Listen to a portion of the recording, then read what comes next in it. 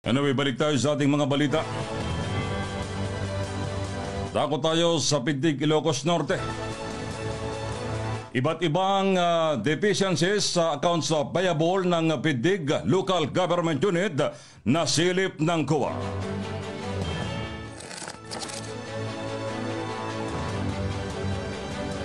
Limang discrepancies o pagkakaiba sa account payable ng pamalaang bayan ng Pidig, Ilocos Norte ang nasilip sa sinapublikong annual report ng Commission on Audit.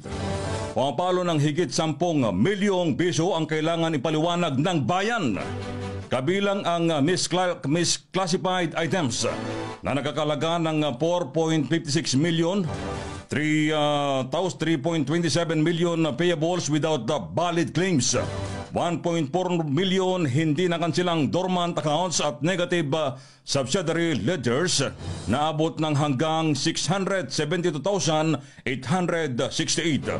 Pangunahing rason ng 4.56 milyong misclassified accounts ang paglilista bilang utang panlabas ng official travel expenses, buwanang pasweldo at iba pang benepisyo ng mga government employees.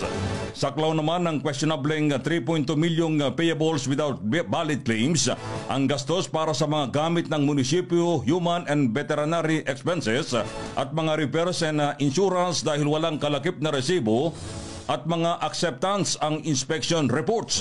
Paglabag naman sa Section 98 ng Presidential Decree 1445 ang 1.408 milyong hindi nakansilang dormant accounts dahil dapat ay isinauli ito sa pinagkunan o hinihingan ng request for formal write-off. Panghuli naman ang 672,868 na negative subsidiary ledgers dahil alinsunod sa BIR Revenue Circular 10-2018. Dapat ay naipresenta ito ng on time upang hindi makapekto sa katayuang pinansyal ang nakabiting withholding taxes ng mga ahensyang kaparte ng naturang halaga. Rekomendasyon ng COA isalang sa kaukulang adjustment ang mga payable accounts dahil 8,049,282.31 lamang ang tamang aggregate amount ng kaukulang bayarin, habang dapat na may maghigpit ang bayan sa mga utang panlabas na tumatagal ng higit ng 2 taon.